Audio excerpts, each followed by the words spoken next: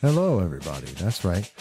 It's Michael Voss, and I'm here again, and we're here again. That's right. You're with the SUNY Broome Republicans. It's been a little while. We're missing you. I'm your host, Michael Voss, and I'm with Michael Woodward, the president of SUNY Broome Republicans. That's right. It's your two hosts, your favorite people. We're back with you, and it is time for the holiday season, the holiday episodes of the SUNY Broome Republicans, and we're happy to have everyone back.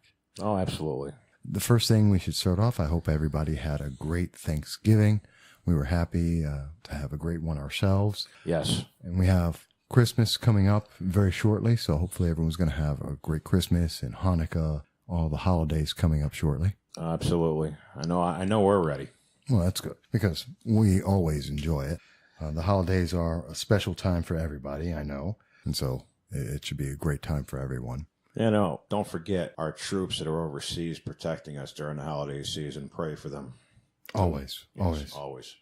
God bless them. They make it all possible for us here, and we're very happy to have them making sure we're able to enjoy the holidays. The holidays, yes. And then, of course, all of our amendments that we enjoy every day. Thank a local vet. Absolutely. Now, I wanted to take a moment just to explain to everybody, before we go any further, as most people may have noticed, there was a slight pause in our weekly shows. Yes, there was. Right. And I just want to explain what most people may not realize. I probably sound a little bit younger than I am.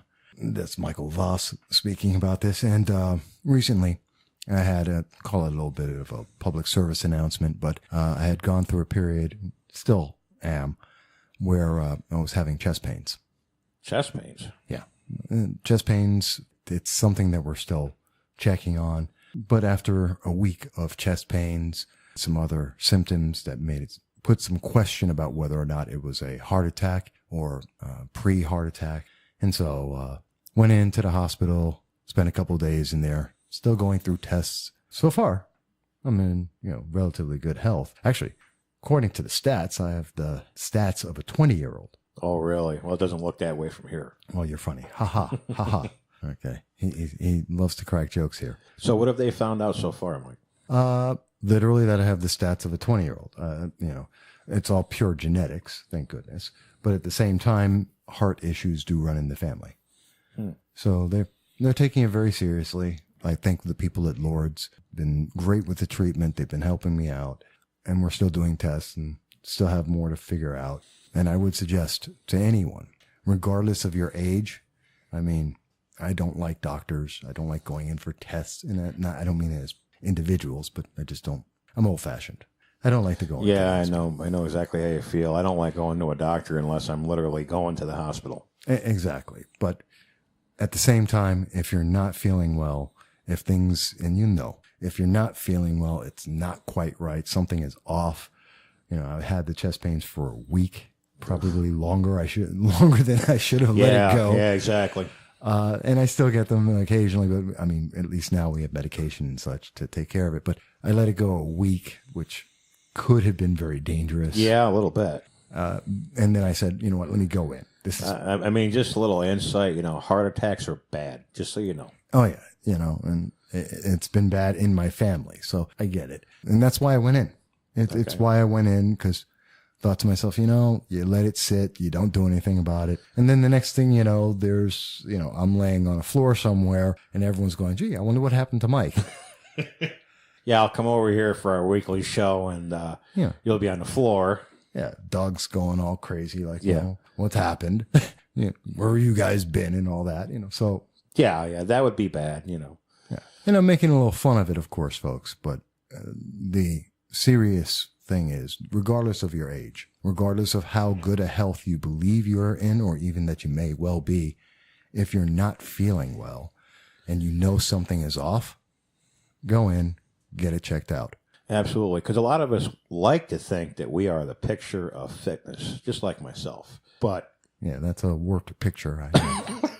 But in all honesty, we all have to go to the doctor, as much as painful as it can be, and actually have our checkups, actually get checked out every once in a while. Yeah. And I know a lot of guys don't do it. Yeah. Because we think we're just invulnerable. Oh, absolutely. And we think that, I'm in great shape. I'm fine. I can lift anything, go anywhere. I can just do it.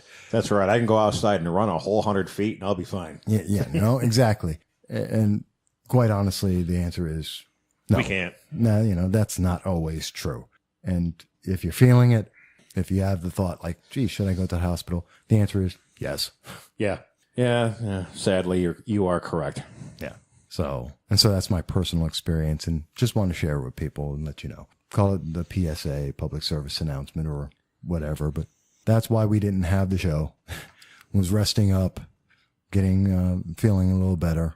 Wanted to take some time off, but I am better. You've got to do it. Yeah, and I am feeling better. And as you told me, I don't nearly look as pale as I was looking before. Yes, he looked horrible last week. I walked in here. We talked for a few minutes, and I more or less left because I could tell he was in no shape. Yeah, it's pretty bad when a bronze Puerto Rican here is looking ashen and pale. That's not a pretty picture. Yeah, and the thing is, ladies and gentlemen, let's just remember, I've known this man for years, so it's not just like I haven't noticed it before.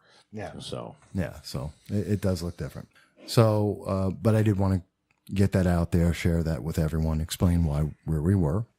And we'll probably be taking off a week or two. Yeah, because we're about ready to go into the winter break as well. Yeah, winter break for SUNY Broome, plus the holidays for everybody. Christmas, New Year's. So we'll see. We'll play it by ear on the next week or two and see how that goes.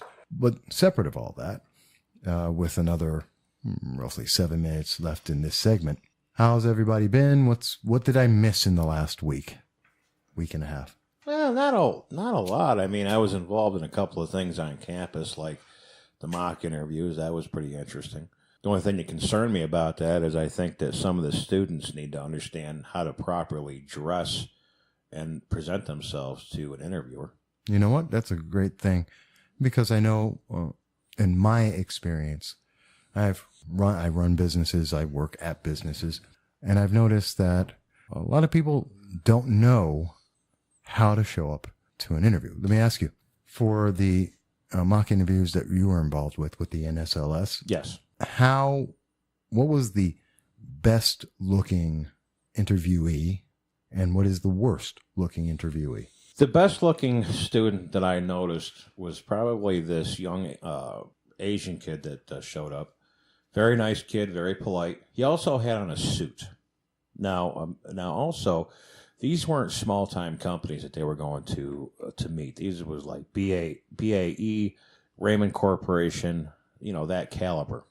Okay. And the worst looking student I saw wore jeans, sneakers, hair wasn't combed, not shaved, and he did have a button down shirt. The problem is the left side was tucked in and the right side was not. That makes a big difference. So there's your scale right there. Yes. So we had the one student who's in a suit, and he's, and there you go. He's dressed for the money. He's there for the money. Dressed for the money, has a good resume, the whole 9 yards, and then there's... On the other end. Yes, the other end.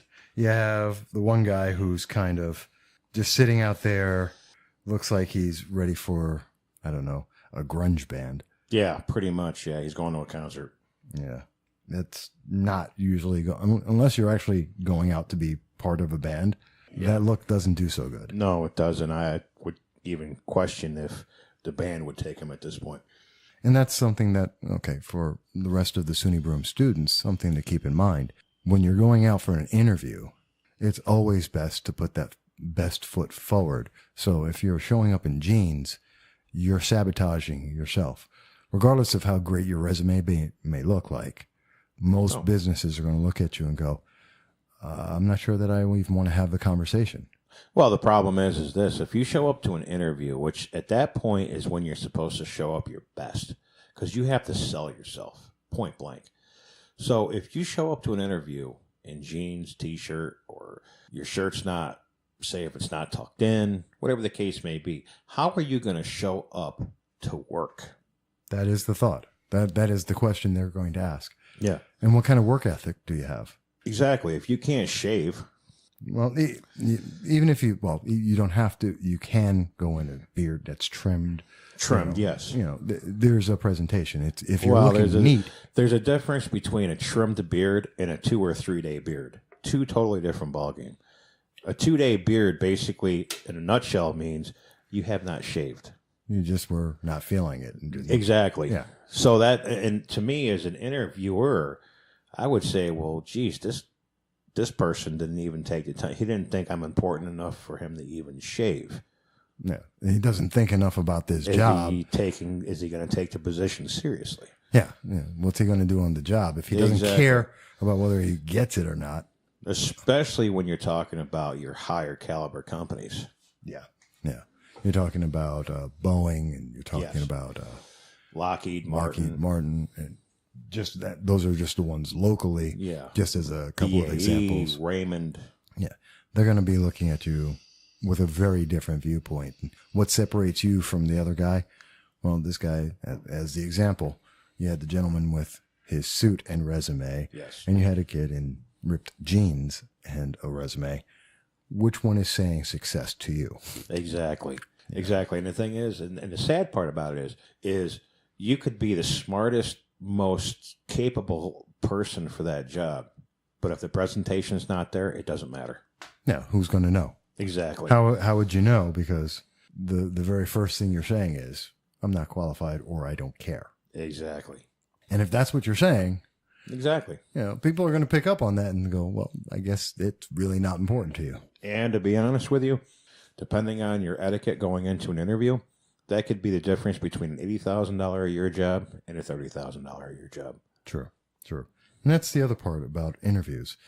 To know how to answer questions, how to have that conversation. Yes. And another great secret, besides dressing for the position you're looking to have and to impress, another big thing that's really important and people overlook all the time, handshake.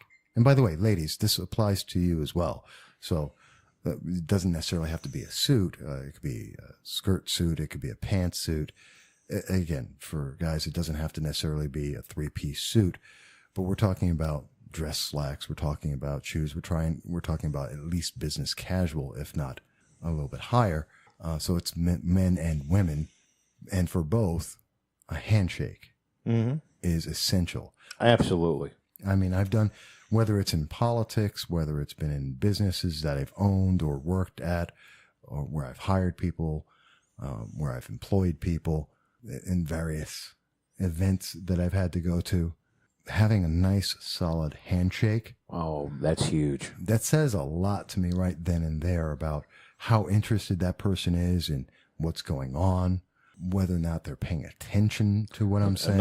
Another serious issue with that too, not issue, is, and I've noticed that a lot of your younger people fail short of this.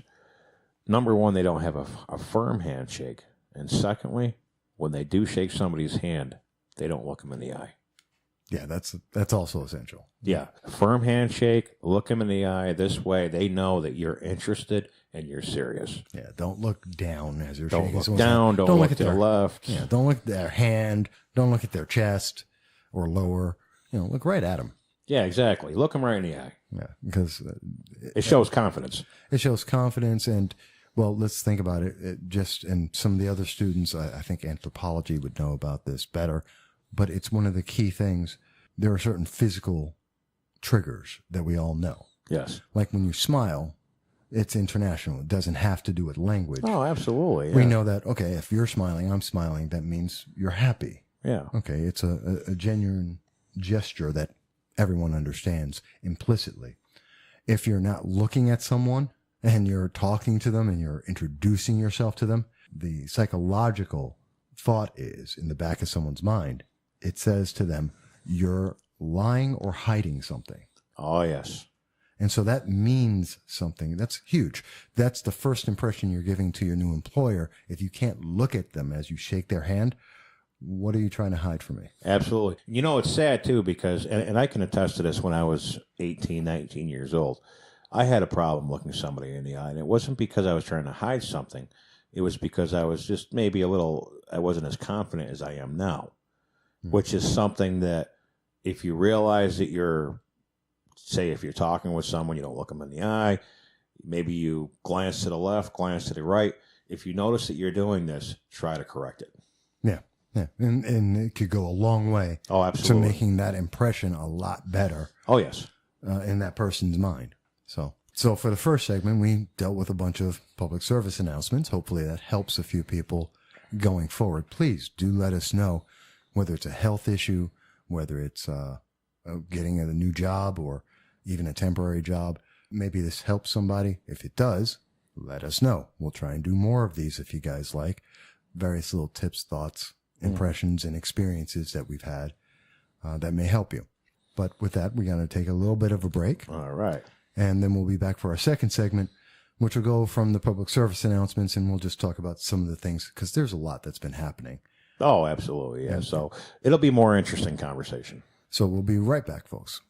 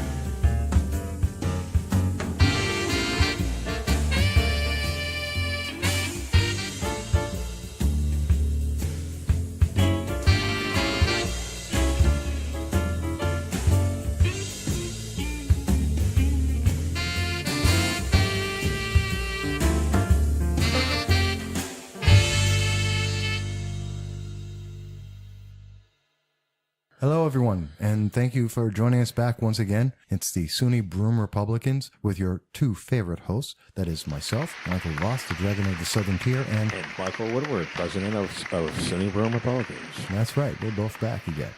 And we're happy to be back after having a little bit of a break, as we talked about in the first segment there with all of our public service announcements. We hope that helps everyone. But there has been a lot that's been going on for the last week and a half. A lot of headlines out there. Oh, God, yes. And they affect everyone. Oh, absolutely. Every one of the students at SUNY Broome that are listening to us, plus everyone else in the community and the nation, are being affected by this. So let's just jump right into. Let's do it. Probably the biggest story that everyone's been listening to and talking about. Representative Conyers, gone. Yep. Resigning in disgrace. Senator Al Franken, Gone. Resigning in disgrace. All of this comes from Roy Moore, who's up for election in Alabama as a senator. But the big issue, and this has been going on for a while now, is, we were talking about Harvey Weinstein, Matt Lauer. We're talking about sexual assault. Yes. And all of this, the issue has now come up. It's front and foremost in everyone's minds, and people are being affected by this. And it's affecting every institution.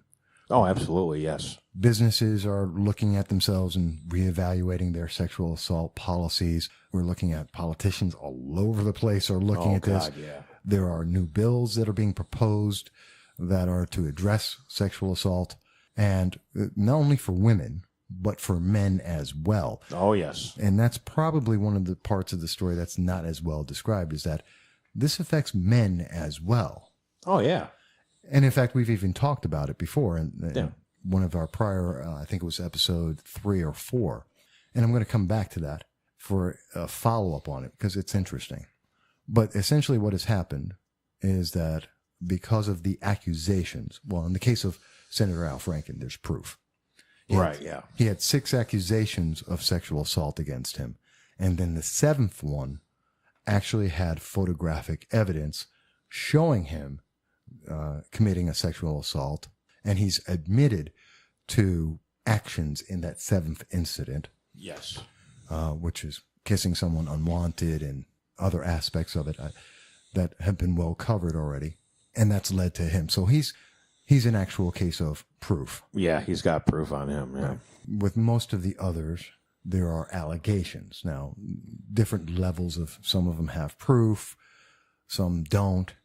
But basically, we're seeing all of these changes based on accusation. Right. So the new standard seems to be that an accusation requires a punishment. Yeah, I don't understand that, because how can you accuse some? I mean, first off, there should be proof. I mean, isn't the United States founded on you're innocent until proven guilty, not accused? Well, here's the problem, and bringing it back to, in many ways, Roy Moore. Right, yeah. He was accused, and that kind of brought up the whole issue, and it's now evolved from there. But the accusation was, okay, he was accused of committing pedophilia and sexual assault, most of it from the past. And many Democrats stood up and said, well, if you're being accused, you need to have a higher moral standard and need to be out of the race. You cannot be elected, which then went to, okay, so when Al Franken was accused with proof, and when Rip Conyers was accused, everyone turned around and said, okay, well, if the standard is accusation requires you to step down, you got to go. Right. They fought it, and now they're going. But here's the thing. It's now come out that for Roy Moore, one of his accusers, which had the evidence, which was a yearbook signature and message, and it's been proven, and it just came out with ABC News, that it was false. It's not his signature. It's not his writing, and that she was coached into making the accusation she made. So the accusation is based on false information. Does he still need to resign? If it's all fake, then why would he? There's the question. Now it's a question of, well, now we've got the fake accusation, but here's something that I want to take it, and this is where it comes into SUNY Broome. And I'm looking at it. Remember, because this is another aspect of it, and that is, remember we were talking about one of your teachers, actually, yes, 2 of the courses that you're in, and we have on the one end a professor who shares too much. Yeah, she shares a little bit too much about her personal sex life. Yeah, and that's very specific, her personal sex life. Yes. And she's injecting that into the course material. Yes. Okay. Is that a sexual assault? I would think so, yes. Because it's thrusting her sex on you, right. Her sex life. Right. Her sexual preferences are being put upon you without your permission. Correct. Especially since this isn't, and I want to refresh, this isn't a sex education class. No, it is not. It's not a biology class. No, it's not. Is it in any way a class about sex or sexuality? No. Okay, so for someone, if I'm in the class itself is which one? Writing. It's in writing. Okay. So unless we're talking about, say, an in-depth understanding of Shakespeare. Right. Because Shakespeare, he's pornographic. Oh, absolutely. If you understand Old English, and if you haven't ever checked it out, look into Old English, reread Shakespeare, and the man's completely pornographic. So if you're talking about Shakespeare and what his true meaning of what he's saying, talking about the daggers and the sheaves and all of that, yes, Yeah, well, that's different, though. If you're talking about Shakespeare, and it is what it is at that point. Right, but then okay, I can see how you could segue into other sexual discussions. Right. Okay, but that's not the case. No, and it's not even a fact of, reminding everyone on a Friday, say on Friday's class, hey, if you go out this weekend, make sure that you use protection. It's not even that. It's past that. It's not even a public service announcement to make sure everybody's safe. It's just she talks about her personal sex life right out in the open. See, now that's troubling. Now, given, and I truly believe, because this is something that needs to be called out. If you're not comfortable with someone talking about their sex life, whether it's heterosexual or homosexual, Correct. what doesn't matter, because again, this is someone intruding and throwing their sexual preferences onto you without your permission in a context where it's not acceptable. That's right. Because if it was a white male doing this, oh God, you know what would happen. Of course. Now that's bad. If it's a black or Hispanic male doing it, it would be the same thing. It's I think if it was anybody straight that was doing that, regardless of their color, that would be there would be an issue. Okay, but the fact that it's a woman and this woman happens to have, she has a wife. Okay, she's gay. So now, does that excuse it? No, absolutely not. No, same rule. I mean, the thing is let's be honest. Okay, I'm a non-traditional student, so I'm in my 40s. Personally, I've got thick enough skin to handle just about anything thrown at me. But what if I'm a timid 18-year-old that is Christian, that's scared to say anything because, she is the professor? Well, you don't even have to be religious. Yeah. You don't even have to be political. It could just be something that you don't want to, you're not comfortable with it. Yeah, so this could be poisoning them, let's be honest. Well, and this is the standard. And you know what? It has not, and let me reiterate the fact that it has nothing to do with the fact that it's a lesbian relationship. It's just sex in general. Well, that's why I say it's straight, homosexual, whatever. It doesn't matter. This is in the context and in the subject matter. It is imposing a sexual preference on someone else, a sexual ideology and actions on someone else that didn't request it. Exactly. So what that sexuality is has nothing to do with it. That's right. So now, given that, and if it's happening with one professor, I'm sure it's happening with many. Okay. Then here's the question. If the standard has now become, and please, philosophy students, please chime in. Yes. I'd love to hear your thoughts on this, as well as, anyone who's going pre-law, writing. There's a whole bunch of disciplines that may be able to have input on this. But the question would be, if the standard has now been set that if a mere accusation is enough to remove people from their jobs and elected office, as we have seen has happened, then does that mean that the fact that this has happened to you and others, yes, does that mean she needs to resign?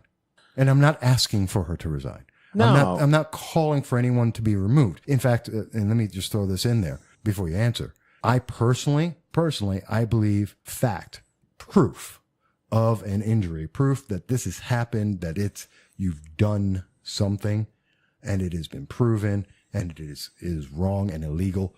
That's one thing. But someone saying an accusation like, okay, I feel like this is, this happened or didn't happen, not the same standard. That's for me. First off, let me just say that I think she is a wonderful professor. Let me just say that. Good. Okay. Very, very knowledgeable in her field. So I don't think she needs to resign. Maybe cool it down a little bit. Okay. But not resign. So that's interesting. Yeah. So maybe, and again, we're talking about an environment and a culture. Yes. And so this needs to be talked about because I have to believe, because I agree with you. Mm-hmm. She doesn't need to be fired. I don't think that's necessary. I think that would be too much. Absolutely, yes. This is as simple as have a conversation and say, okay, stick more to the subject at hand. Mm-hmm. Keep the personal. Yeah. Fantastic. And I think that's the resolution to it.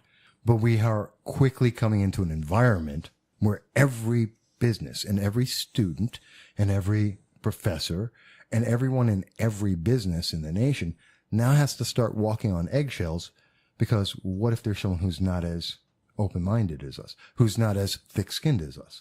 Yeah, that's true. And another thing that concerns me about this whole situation is this. What if you're a student, you're in your 20s, just starting off in life, you're in college, everything's going fine, you go to one party, start making out with a young lady, and it's happened to all of us. Inebriated. Yes, inebriated. So you're not exactly with it to begin with. Understand that the next morning, if an accusation is all someone needs that young lady could destroy your life that next morning. Or young man. Or young man. They can completely destroy you the next morning. Yeah. In the current culture, yes, where the nation is going, the ramifications don't stop at, well, it's only politicians. It doesn't stop at, it's only white men. Right. There is literally no individual or no group, no organization that is shielded from this new environment of accusation is all is necessary. That's right. And mind you, I think it's important that if there's a problem, it needs to be brought up and addressed. Oh, it does. Yes, obviously. But here's the issue, okay? Women, for some whatever reason, and I've actually heard this on campus, that they're not held accountable for their actions if they're drunk. However, a male is. Who said that? My cultural teacher. Say what? Yes, my cultural anthropology teacher. Okay. Say that again. What did she say? That basically men still need to be held accountable regardless if they're drinking or not. Okay. Females, on the other hand, cannot give consent if they're drunk. Wait a minute. So there's a double standard. Absolutely. To see, there's the part that's getting me, and that drives me nuts. Is, wait a minute. If the standard is people who have been drinking can't give consent, then both parties could either be at fault or the party that is not inebriated is at fault. Whether that's male, female, straight, gay, doesn't really matter. Really, the only way that a young man can go to a party and be completely safe is not drink. Theoretically, and even then. Yeah, it's a double-edged sword. See, and this is where it troubles me. We're in this weird spot in the nation where there's no win. No, everyone can lose. Oh, yes. I know friends of mine, women, who are rambunctious. Yes. Okay. And I've been out. We're out bar. We're drinking. We're having a great time. Fantastic. And they've jumped on me and given me a kiss. We're being silly. We're joking. We're laughing. They give me a kiss on the cheek. They come up and give me a hug. Okay. Technically, that's a sexual assault these days. Technically, I could be like, and some of them are bartenders. So, I could technically sue the bar because I've been sexually assaulted because this woman comes up, jumps on me. Literally, I walk into a bar. There's a couple of bars where I know owners, people who work there, friends. And, this woman who will work there will come up and jump and, give me a hug as soon as I walk through the door because they're happy to see me, especially after, I came out the hospital. They came up and gave me a big hug. Fantastic. That's a sexual assault under the definitions. That's true, though. That are out there now. That is true, though. We're in a crazy world. Yes, we are. And that's more my point. Yeah. Are you seeing that on campus? It's funny because it seems like, from what I'm seeing, I'm not all over campus and I don't study everything and I haven't done any polls, which I probably should. It seems like people are getting more and more careful around each other. And I think it's because of that. I think they're afraid. It's a shame. Yeah. You know what? Fear of offending people or fear of being accused of something isn't freedom.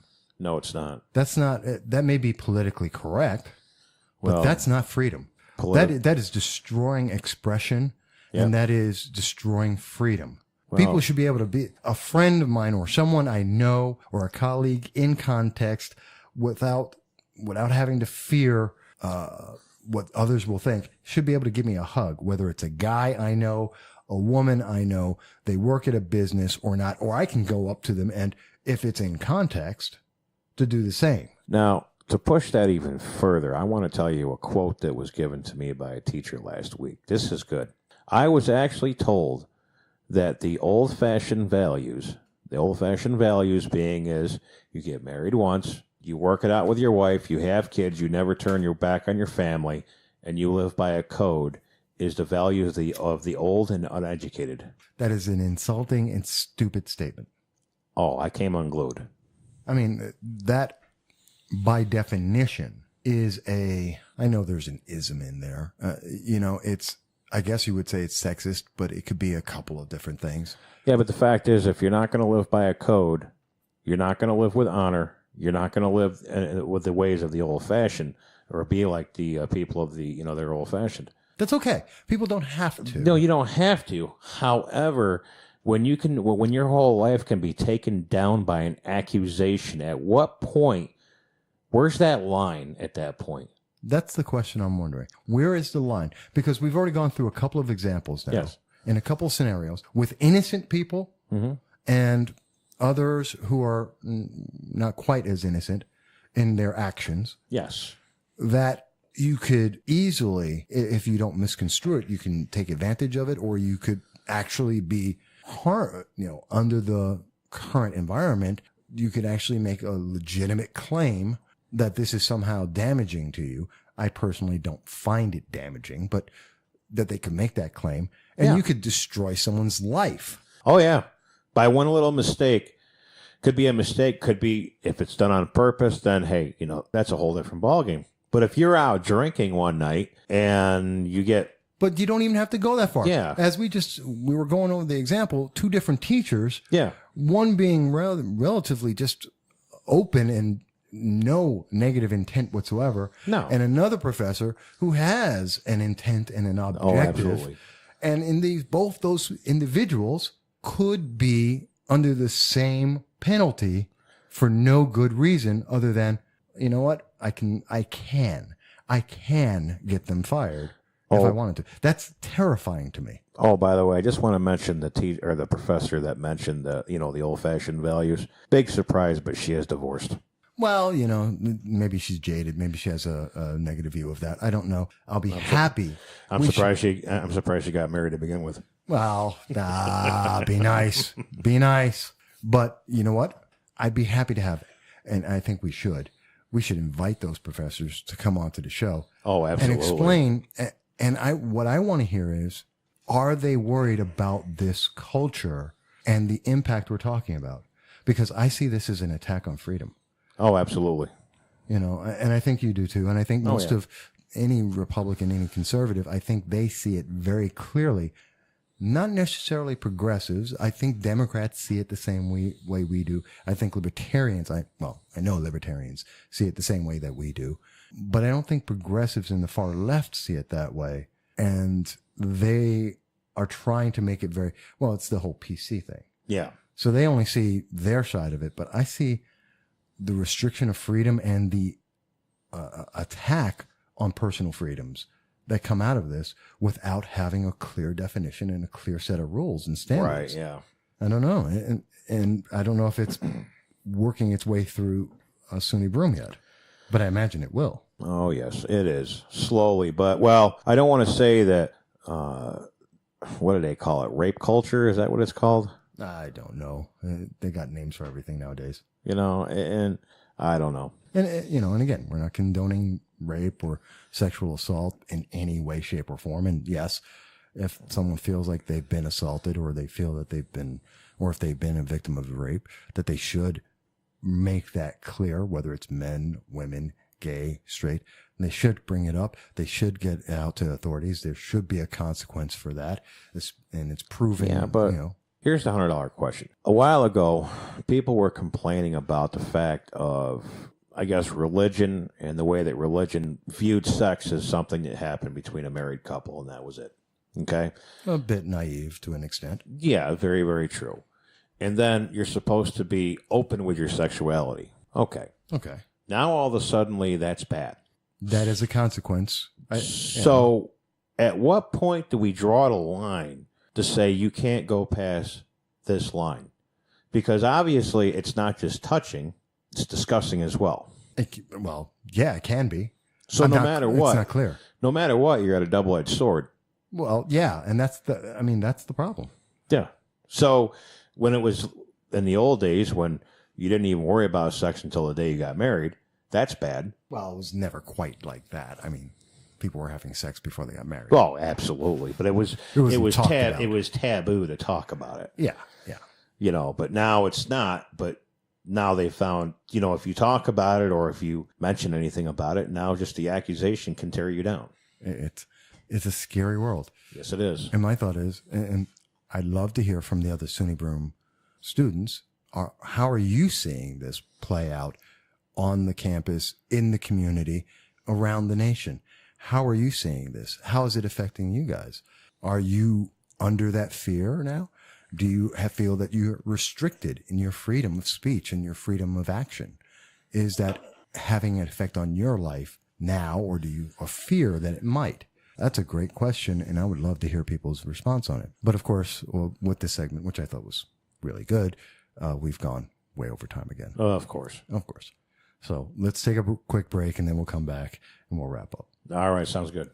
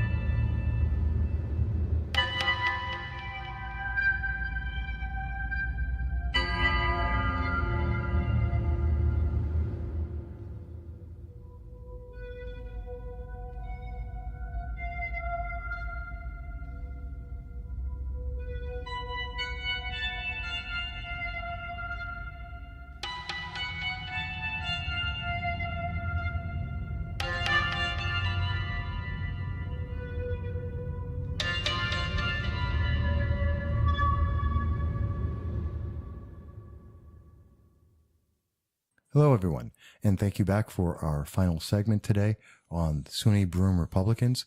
And you're here with your two hosts, the Dragon of the Southern Tier, Michael Voss, and Michael Woodward, the president of SUNY Broome Republicans. That's right. We're both back. We're both with you, and we're both happy to be here. Absolutely. And I'll tell you what, Mike, what a year it's been.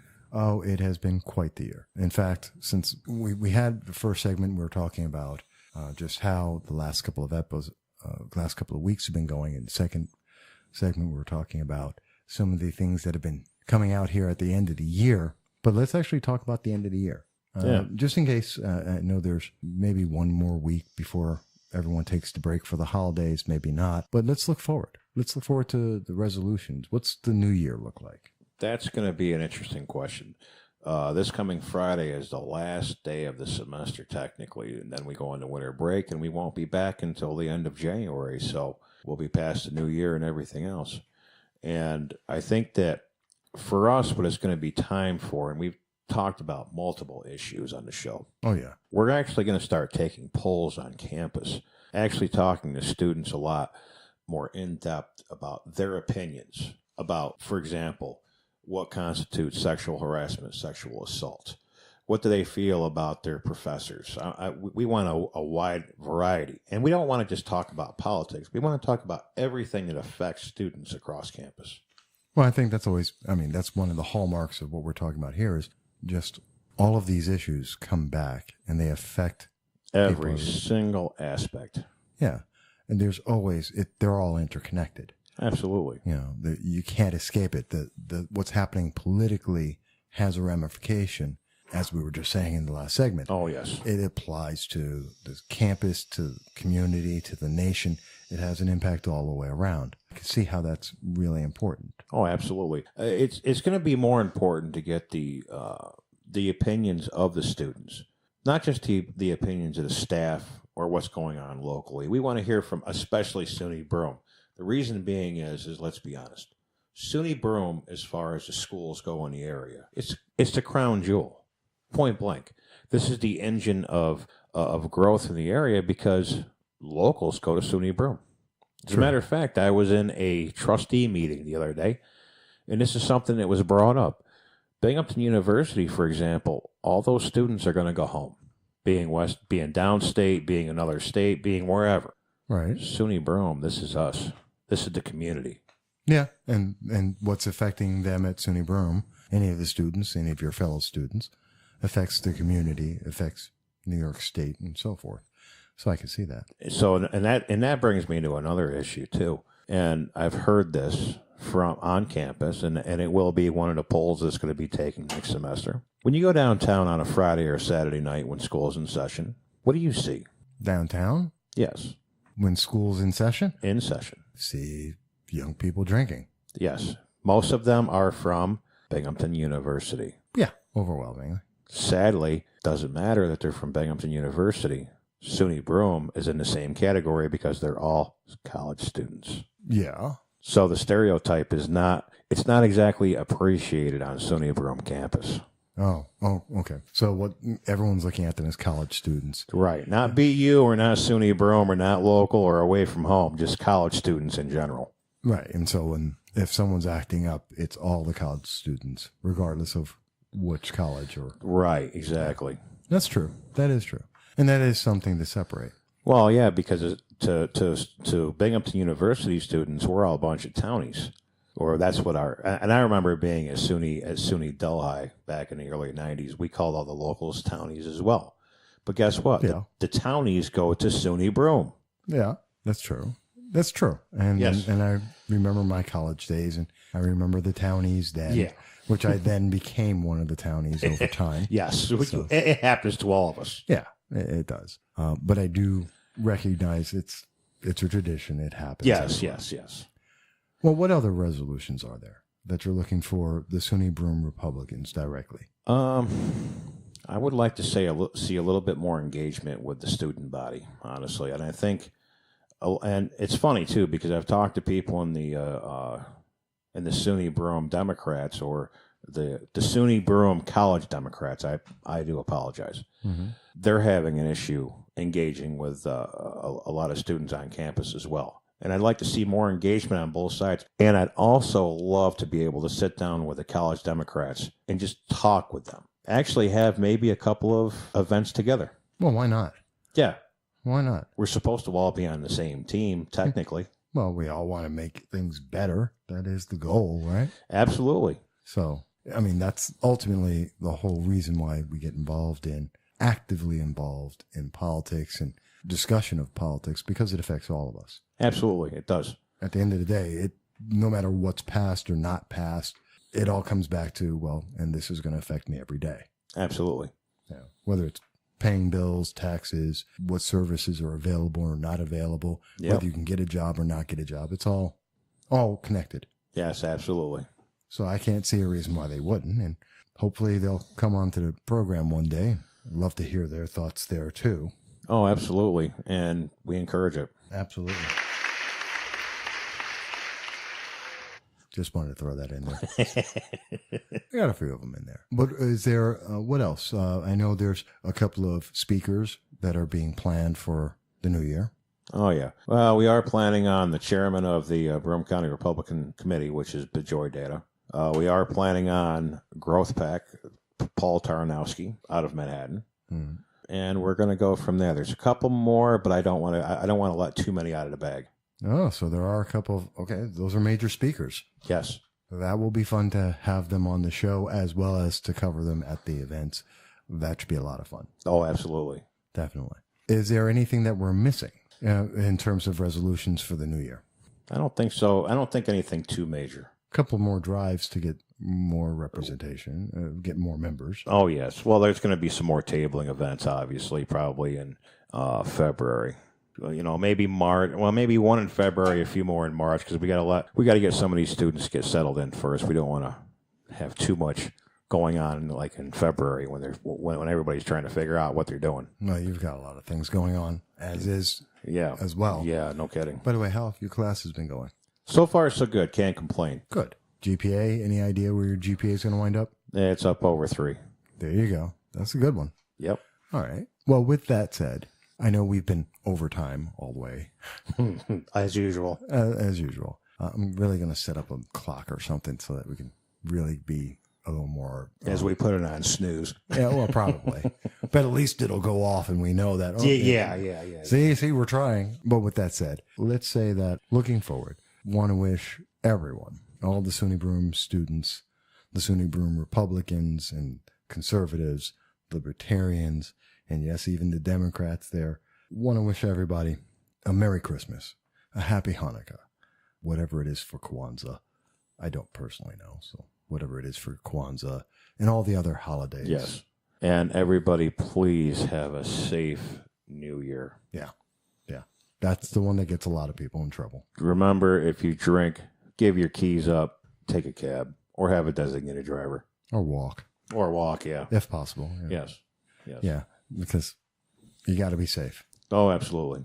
And if you're not, we want you back listening to us next year in 2018, 2019. We want you around for a while. Absolutely. So with that said, we thank everyone for coming back. I know it's a short segment for the third one, but again, we want everyone just to enjoy.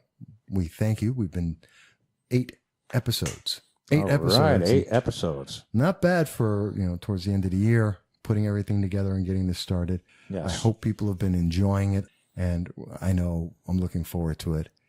And then next year, we just start off bigger and better. Oh, absolutely. Absolutely. Absolutely. And we'll see if we get another one in next week. Yeah, I'm sure we could try. I'm sure we could if we wanted to. Okay, we'll try. But if we don't, thank you, everyone. We're so happy to have been here with you and share this time with you. And we're looking forward to more going forward next year. Happy New Year. Happy New Year. Merry ho ho.